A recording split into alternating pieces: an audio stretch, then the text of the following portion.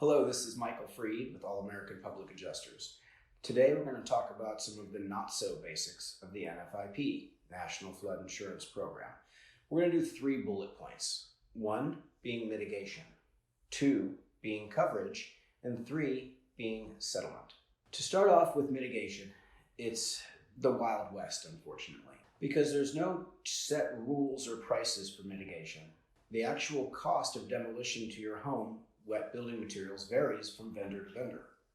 It's important to make sure that you can document all of the damage while maintaining and keeping a flood line visible for the insurance adjuster to see, as well as how to manage cost.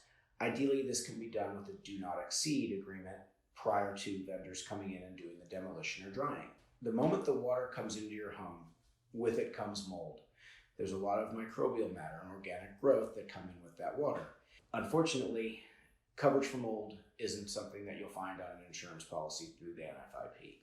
What you can do to prevent further damage, however, is promptly get the wet building material out of the house and apply an antimicrobial spray or topical treatment.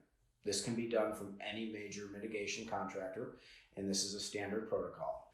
Moving on to coverage. This is important because the flood insurance policy only covers DPL, or direct physical loss.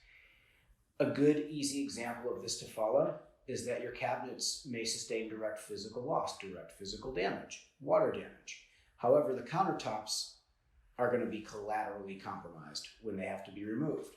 If they're a solid stone, granite, they may break upon demolition.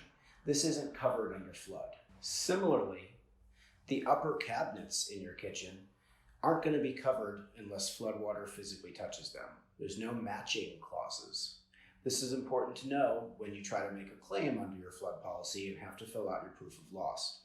Further, and to expand on coverage, what's called ALE, or additional living expenses under a standard homeowner's policy, are not covered. This is your allowance to live in a hotel or a furnished rental unit, additional costs for food, power, electricity. Standards that you would normally have coverage for on your homeowner's policy are not covered under flood. This goes back to the direct physical loss aspect of the flood policy. Moving on to bullet point number 3, settlement. It's important to know that the NFIP mandates a proof of loss be filed on your behalf prior to any payments being dispersed. More importantly, there's time limits and time elements that go into when these proofs of loss need to be filed, received, and processed. Our team of licensed public insurance adjusters and experts are here to help educate you as a consumer, expedite the claims process on your behalf, and maximize the settlement.